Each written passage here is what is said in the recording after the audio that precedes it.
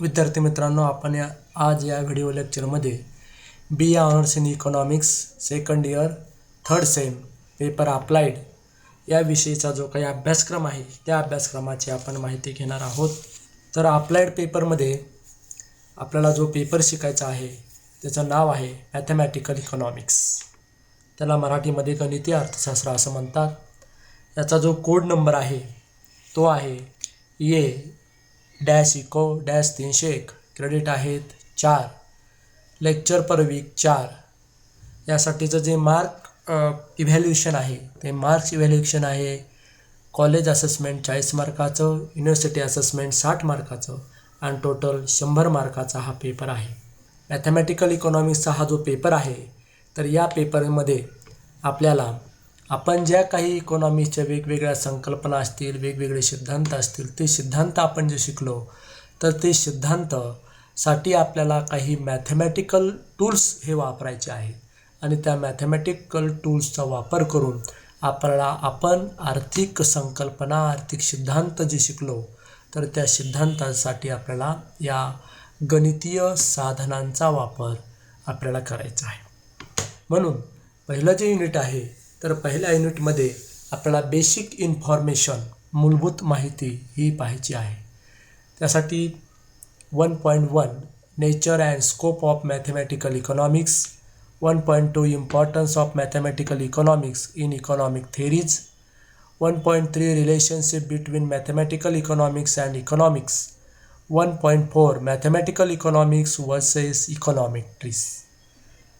आता मराठीमध्ये जो आहे तर 1.1 चा मराठीमध्ये अर्थ आहे गणितीय अर्थशास्त्राचे स्वरूप आणि व्याप्ती. आणि मग गणितीय अर्थशास्त्राचे स्वरूप आणि व्याप्ती पाहत असताना आपल्याला गणितीय अर्थशास्त्राचं स्वरूप नेमकं काय आहे तर त्या स्वरूपाचा अभ्यास करायचा आहे. आणि मग त्यामध्ये आपल्याला गणितीय अर्थशास्त्राच्या साहाय्याने जे वेगवेगळे आर्थिक सिद्धांत असतील, आर्थिक संकल्पना असतील, त्या संकल्पना आपल्याला यामध्ये समजून घ्यायच्या आहेत. आणि त्यासाठी मग गणितीय अर्थशास्त्राचं नेमकं स्वरूप काय आणि नंतर त्याची व्याप्ती काय, तर असा अभ्यास आपल्याला त्यामध्ये करायचा आहे. आणि मग गणितीय अर्थशास्त्राची व्याप्ती पाहत असताना पुन्हा गणितीय अर्थशास्त्राचा संबंध इतर जे काही अर्थशास्त्र आहे तर त्या कोणत्या अर्थशास्त्राशी त्याचा संबंध येतो तर त्याचा संबंध ज्या अर्थशास्त्राशी येतो, ज्या उपशाखाशी येतो तर त्याचा अभ्यास आपल्याला त्यामध्ये करायचा आहे.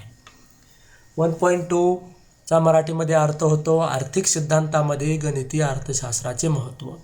आता मग आर्थिक जे वेगवेगळे सिद्धांत आपण मागील वर्षी शिकलो तर त्या आर्थिक सिद्धांतामध्ये गणितीय अर्थशास्त्राचं काय महत्त्व आहे तर त्याचा पण आपल्याला अभ्यास या मुद्द्याच्या अंतर्गत करायचा आहे. आणि म्हणून मग गणितीय अर्थशास्त्राचे महत्त्व सांगत असताना वेगवेगळ्या मुद्द्याच्या आधारावर आपल्याला गणितीय अर्थशास्त्राचं महत्त्व सांगता येतं. त्यामध्ये मग आर्थिक सिद्धांताची मांडणी करणे, सैद्धांतिक समस्याचे विश्लेषण करणे, आर्थिक सिद्धांताची तपासणी करणे, विविध गणितीय साधनांचा उपयोग ज्यामध्ये मग फंक्शन असेल, सरळ रेषा आहे, विकलज आहे, उतार आहे, महत्तमी आहे, न्यूनतमी आहे, एक सामायिक समीकरणे आहेत, वर्ग समीकरणे आहेत, क्वाड्रॅटिक समीकरणे आहेत, चल आहे, स्थिरांक आहे, सारणी आहे, रेषीय समस्या प्रयोजन कार्यक्रम ज्याला आपण LPP म्हणतो तर इत्यादी साधनांचा त्यामध्ये उपयोग कसा करायचा तर यासाठी सुद्धा गणितीय अर्थशास्त्र हे महत्त्वाचं आहे. नंतर आहे आदान प्रदान विश्लेषण, त्यालाच आपण इनपुट आउटपुट ॲनालिसिस असं म्हणतो. तर हे इनपुट आउटपुट ॲनालिसिस करण्यासाठी सुद्धा गणितीय अर्थशास्त्राचा जे महत्त्व आहे ते सांगितलं जातं. आणि सर्वात महत्त्वाचं आहे भविष्यकालीन अंदाज, ज्याला आपण फॉरकास्टिंग जे म्हणतो तर हे फॉरकास्टिंग करण्यासाठी सुद्धा गणितीय अर्थशास्त्राचा उपयोग जो आहे तर हा गणितीय अर्थशास्त्राचा उपयोग त्यासाठी सुद्धा करता येतो. आणि म्हणून भविष्यकालीन अंदाज आपल्याला जर व्यक्त करायचे असेल तर हे भविष्यकालीन अंदाज कसे व्यक्त करायचे त्यासाठी सुद्धा गणितीय अर्थशास्त्राचं महत्त्व हे सांगितलं जातं. त्यानंतरचा मुद्दा आहे गणितीय अर्थशास्त्र आणि अर्थशास्त्र यामध्ये काय संबंध आहे, या दोन्हीमध्ये काय संबंध आहे. गणितीय अर्थशास्त्र आणि अर्थशास्त्र यामध्ये जो संबंध आहे त्या संबंधाचा अभ्यास आपल्याला करायचा आहे. आणि मग गणितीय अर्थशास्त्र जे आहे तर ते अर्थशास्त्रामधील वेगवेगळे सिद्धांत असतील, संकल्पना असतील, फंक्शन असेल तर ह्या आपल्याला याची सोडवणूक जर करायची असेल तर त्यासाठी आपल्याला गणितीय अर्थशास्त्र उपयोगाचं आहे. आणि म्हणून गणितीय अर्थशास्त्र आणि अर्थशास्त्र या दोन्हीमध्ये जवळचा संबंध आहे आणि त्या दोन्हीचे काय संबंध आहेत तर त्या संबंधाचा अभ्यास पण आपल्याला त्यामध्ये करायचा. आणि शेवटी एक मुद्दा आहे 1.4चा, त्याला मराठीमध्ये गणितीय अर्थशास्त्र विरुद्ध अर्थमिती. आता गणितीय अर्थशास्त्र ही एक गणितीय अर्थशास्त्राची शाखा आहे आणि दुसरी एक शाखा आहे की अर्थमिती. आणि मग या दोन्हीमध्ये जो काही संबंध असेल तो अविरुद्ध अर्थसंबंध कसा आहे तर त्याचासुद्धा अभ्यास करायचा की गणितीय अर्थशास्त्र म्हणजे काय, अर्थमिती म्हणजे काय. आता गणितीय अर्थशास्त्र हा अर्थमितीचा एक पार्ट आहे. म्हणजे अर्थमितीमध्ये दोन विषयाचा प्रामुख्याने अंतर्भाव असतो. एक आहे की सांख्यिकी अर्थशास्त्र आणि दुसरं आहे गणितीय अर्थशास्त्र. तर या दोन्हीचं मिळून अर्थमिती होतं. आणि मग अर्थमिती असेल, गणितीय अर्थशास्त्र असेल तर हे दोन्ही पण अर्थशास्त्रामधल्या जे वेगवेगळ्या थेरीज आहे, इकॉनॉमिक थेरीज, तर या इकॉनॉमिक थेरीजची मांडणी करण्यासाठी गणितीय अर्थशास्त्र आणि अर्थमिती या दोन्हीचा सुद्धा उपयोग त्यासाठी केला जातो. आणि म्हणून आपल्याला गणितीय अर्थशास्त्र आणि अर्थमिती या दोन्हीचा अभ्यास त्यामध्ये आपल्याला करायचा आहे. दुसरं चॅप्टर आहे, युनिट आहे बेसिक कन्सेप्ट्स, मूलभूत संकल्पना. आणि मग गणितीय अर्थशास्त्रामध्ये कोणकोणत्या मूलभूत संकल्पना आहेत तर त्याचासुद्धा अभ्यास आपल्याला करायचा आहे. आणि मग यामध्ये 2.1 constant, 2.2 variables, 2.3 equations, 2.4 limit and continuity of a function. आणि याला मराठीमध्ये आता पहिला मुद्दा जो आहे तो आहे स्थिरांक. मग आपल्याला गणितीय अर्थशास्त्रामध्ये दुसरं जे चॅप्टर आहे त्यामध्ये वेगवेगळे स्थिरांक अभ्यासायचे की स्थिरांक म्हणजे काय. स्थिरांक त्याच्या जर आपण विग्रह केला शब्दाचा तर स्थिर अंक म्हणजे ज्याचं जे मूल्य आहे, व्हॅल्यू आहे ते स्थिर आहे. तर असे स्थिरांक आपल्याला यामध्ये अभ्यासायचे आहेत. आणि मग ते कोणकोणते स्थिरांक आहेत, उदाहरणार्थ पाय आहे, पायाचं मूल्य 22 सप्तमांश असतं. तर असे वेगवेगळे स्थिरांक आहेत. चौकोनाचं चारही कोणाची बेरीज, त्रिकोणाच्या तिन्ही कोणाची बेरीज, हे जे आहे तर हे स्थिरांक आहे. मग असे स्थिरांक कोणकोणते आहेत तर त्या स्थिरांकाचा अभ्यास आपल्याला त्यामध्ये करायचा आहे आणि जो गणितीय अर्थशास्त्रामध्ये महत्त्वाचा आहे. त्यानंतर दुसरा मुद्दा आहे चले, व्हॅरिएबल्स. आता चले जे आहेत तर चले म्हणजे काय, ज्याचं मूल्य हे सातत्याने बदलत असतं. व्हॅरिएबल्स ज्याला आपण मूव्हिंग म्हणतो, मूव्हिंग. तर हे चलाचं मूल्य जे आहे ते सातत्याने बदलत असतं आणि आपण त्यामुळे त्याला चल असं म्हणतो. आणि मग चल हे आपल्याला नेहमी इंग्रजी जे अक्षर आहेत तर त्याने दर्शवले जातात. मग कॅपिटल असेल किंवा स्मॉल लेटर असेल तर दोन्ही पद्धतीनं आपल्याला ही जी चलं आहेत ती चलं दर्शवली जातात. आता चलामध्ये दोन प्रकारची महत्त्वाची चलं आहेत. एक आहे प्रत्यक्ष चल, एक आहे अप्रत्यक्ष चल, किंवा आपण त्याला स्वतंत्र चल आणि परतंत्र चल. स्वतंत्र चल जे असतं तर या स्वतंत्र चलाचं मूल्य आपल्याला अगोदरच माहीत असतं, परंतु परतंत्र चलाचे मूल्य हे स्वतंत्र चलावर अवलंबून असतं. म्हणजे स्वतंत्र चलामध्ये जो काही बदल होतो तर त्या बदलाचा परिणाम हा परतंत्र चलावर होत असतो. म्हणून परतंत्र चलाचं मूल्य आपल्याला माहीत नसतं, ते माहीत करायचं असतं. आणि यामुळे मग आपल्याला असे चलंसुद्धा अभ्यासायची की स्वतंत्र चलं कोणते आहेत, परतंत्र चलं कोणते आहेत, त्यांचं मूल्य कसं माहीत केलं जातं तर त्याचासुद्धा आपल्याला अभ्यास यामध्ये करायचा आहे. नंतरचा मुद्दा आहे समीकरण. आता समीकरण जे आहे तर समीकरण आपण कशाला म्हणतो तर समीकरण जे आहे तर समीकरण हे नेहमी बरोबर या चिन्हाने दोन बाजू जोडलेल्या असतील तर त्याला आपण समीकरण म्हणतो. म्हणजे 2x + y = 0 याला आपण समीकरण म्हणतो. म्हणजे जेव्हा दोन वेगवेगळ्या बाजूंनी, दोन वेगवेगळ्या ज्या बाजू आहेत उजवी आणि डावी बाजू ही जर आपण बरोबर या चिन्हानं जर जोडलेली असेल तर त्याला आपण समीकरण म्हणतो. मग अशी समीकरणं आपल्याला अभ्यासायची. आणि ही जी समीकरणं आहेत तर मग यामध्ये वेगवेगळे समीकरण आहेत. यामध्ये साधे समीकरण आहे, वर्ग समीकरण आहे, क्युबिक ज्याला आपण घन समीकरण म्हणतो, घन समीकरण आहे, चतुर्थ समीकरण आहे. आणि असे वेगवेगळ्या प्रकारचे समीकरणं आपल्याला त्यामध्ये अभ्यासायची. समीकरणं पुन्हा समीकरण आणि असमीकरण असे सुद्धा दोन आहेत. तर आपल्याला समीकरणच अभ्यासायची, असमीकरणं अभ्यासायची नाही. म्हणजे असमीकरण म्हणजे ज्याला दोन बाजू नसतात त्याला असमीकरण असं आपण म्हणतो, आणि ज्याला दोन बाजू आहेत आणि त्या आपण बरोबर चिन्हानं जोडलेल्या आहेत त्याला आपण समीकरण म्हणतो. तर समीकरणाचा अभ्यास आपल्याला यामध्ये करायचा आहे. आणि चौथा मुद्दा आहे फलाचे सीमामूल्य व सातत्य. आता सीमामूल्य म्हणजे काय? सीमा म्हणजे मर्यादा. तर जे काही फंक्शन असेल, फल असेल, तर त्या फलाची मर्यादा काय आहे, तर ते सीमामूल्य आपल्याला माहीत करायचं आहे. आणि ते सीमामूल्य कसं माहीत करायचं, तर त्याचासुद्धा आपल्याला अभ्यास करायचा आहे. आणि ते सीमामूल्यामध्ये पुन्हा एक त्याचा गुण असतो की सातत्य, कंटिन्युटी. तर कंटिन्युटीचा सुद्धा आपल्याला अभ्यास या युनिटमध्ये करायचा आहे. तिसरं चॅप्टर आहे थिअरी ऑफ कन्झ्युमर बिहेवियर. म्हणजे आपण मागील वर्षी मायक्रो इकॉनॉमी शिकत असताना आपण त्यामध्ये दोन प्रकारच्या वर्तणुकीचे सिद्धांत अभ्यासले. दोन म्हणजे कोण? तर एक आहे उपभोक्ता वर्तणुकीचे सिद्धांत आणि दुसरा आहे उद्योजक किंवा त्याला आपण उत्पादक म्हणतो, तर उत्पादक वर्तणुकीचे सिद्धांत. आणि हे दोन्ही वेगवेगळे असतात. उपभोक्ता वर्तणुकीचे सिद्धांत वेगळे आहेत, उद्योजक किंवा उद्योजक तर यांचेसुद्धा सिद्धांत जे आहेत वर्तणुकीचे ते सुद्धा भिन्न भिन्न आहेत. आणि म्हणून आपल्याला आता थिअरी ऑफ कन्झ्युमर बिहेवियर यामध्ये उपभोक्ता वर्तणुकीचे सिद्धांत अभ्यासायचे. मग त्यामध्ये 3.1 आहे युटिलिटी फंक्शन. आता युटिलिटी फंक्शन जे आहे, तर युटिलिटी फंक्शन म्हणजे काय? उपयोगिता फलन. आता उपयोगिता फलन जे आहे, तर उपयोगिता फलनाचा आपल्याला अभ्यास यामध्ये करायचा. आणि मग आपण मागील वर्षी पाहिलं की उपयोगिता फलन म्हणजे काय, की दोन वेगवेगळ्या वस्तूपासून उपभोक्त्यांना मिळणारी जी काही उपयोगिता आहे, तर ते उपयोगिताचं मापन आपण मागील वर्षी पाहिलं की कसं केलं जातं. तर ते आपल्याला आता गणितीय अर्थशास्त्रामध्ये त्याचा आपल्याला वापर करायचा, की उपयोगिता फंक्शन जे आहे ते उपयोगिता फंक्शन कसं मांडलं जातं, त्याचं मापन कसं करायचं, तर ते आपल्याला या युटिलिटी फंक्शनमध्ये त्याचा अभ्यास करायचा. त्यानंतर दुसरं आहे 3.2 बजेट लाईन कन्स्ट्रेंट ऑप्टिमायझेशन. आता यामध्ये महत्त्वाचं आहे की बजेट लाईन म्हणजे अर्थसंकल्प किंवा अंदाज रेषा, त्याला आपण त्याला बजेट लाईन म्हणतो. तर या अर्थसंकल्प रेषा म्हणजे उपभोक्त्याकडे जे काही उत्पन्न असतं ते मर्यादित स्वरूपाचं असतं, आणि मग या मर्यादित उत्पन्नाच्या सहाय्याने त्याला अधिकाधिक उपयोगिता किंवा अधिकाधिक समाधान मिळवायचं असतं. आणि मग ते कसं मिळवायचं, तर त्यासाठी अर्थसंकल्प रेषा ही सुद्धा माहीत असली पाहिजे.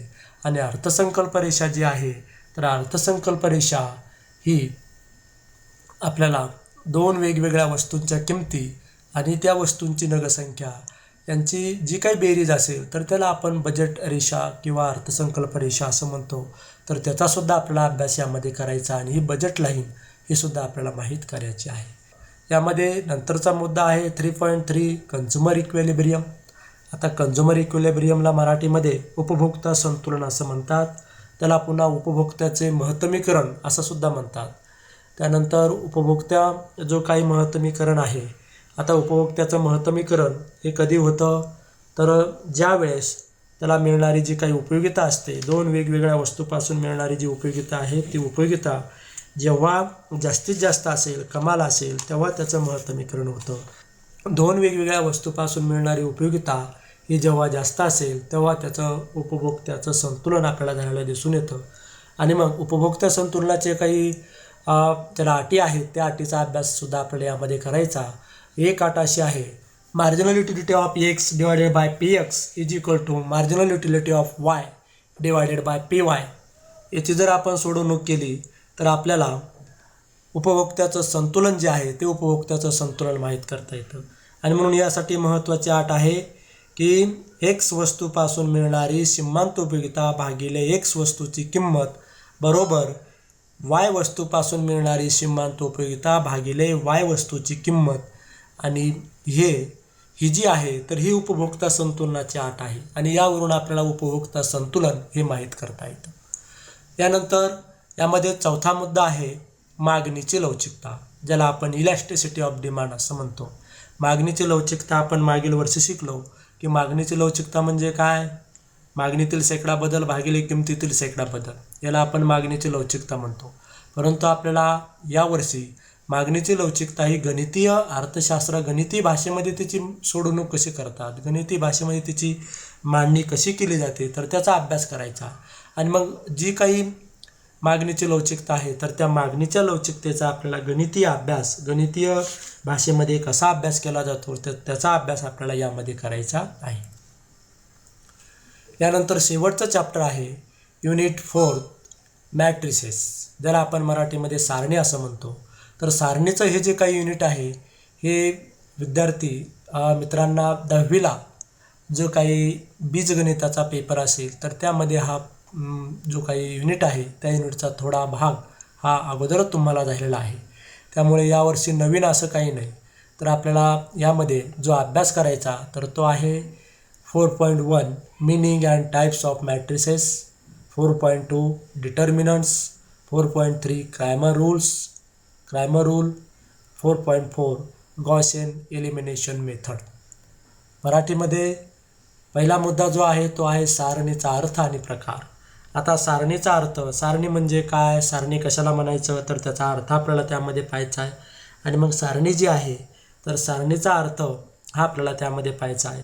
चौकोन किंवा आयात किंवा साधा कोन किंवा महिरपी कंस, साधा कंस यामध्ये केलेली जी काही संख्याची मांडणी असेल तर त्या मांडणीला आपण सारणी असं म्हणतो. अशा आयातीकृती असेल किंवा चौरस असेल, कोणत्याही कंसातील संख्याची मांडणी म्हणजे सारणी होय. आणि मग ही जी सारणी आहे तर या सारणीचा अभ्यास आपल्याला यामध्ये करायचा आहे. तर या सारणीचा अभ्यास आपल्याला त्यामध्ये करायचा आहे. आणि मग सारणीची जी मांडणी आहे, सारणीची जी सर्वप्रथम जी काही मांडणी आहे, हा सिद्धांत आहे सारणीचा, तो 1858मध्ये इंग्रजी गणिततज्ञ केली यांनी मांडलेला आहे. आणि त्या सिद्धांताचा आपल्याला अभ्यास किंवा त्या सारणीचा अभ्यास आपल्याला यामध्ये करायचा आहे. आणि सारणी ह्या मग आयताकृती असतील, चौकोनात असेल, चौरसात असेल, कंसामध्ये असेल, त्याला सिंगल बार असेल, डबल बार असेल, कोणत्याही चिन्हामध्ये आपल्याला सारणीची मांडणी करता येते. तर आपल्याला सारणीचा अभ्यास यामध्ये करायचा आहे. आणि त्यामध्ये मग सारणीचे वेगवेगळे प्रकार आहेत, ते प्रकार आपल्याला सुद्धा अभ्यासायचे. आणि मग सारणीचे तुम्हाला वेगवेगळे प्रकार सांगता येतात. त्यामध्ये पंक्ती सारणी आहे, स्तंभ सारणी आहे, शून्य सारणी, उपसारणी, समान सारणी, आयात सारणी, चौरस सारणी, एकक सारणी, त्याच्यानंतर कर्ण सारणी, सदिश सारणी, सममित सारणी, त्रिकोण सारणी, वरचा त्रिकोण सारणी, खालचा त्रिकोण सारणी, सिंग्युलर मॅट्रिक्स, अशा वेगवेगळ्या नॉन सिंग्युलर मॅट्रिक्स. तर अशा वेगवेगळे सारणीचे आपल्याला जवळपास 15 ते 16 प्रकार हे अभ्यासायचे आहेत. आणि त्यावरून तुम्हाला सारणी म्हणजे काय आणि सारणीचे प्रकार हे तुम्हाला सांगता येतील. त्यानंतर दुसरा मुद्दा जो आहे त्याला आपण मराठीमध्ये सारणिक असं म्हणतो, डिटर्मिनंट.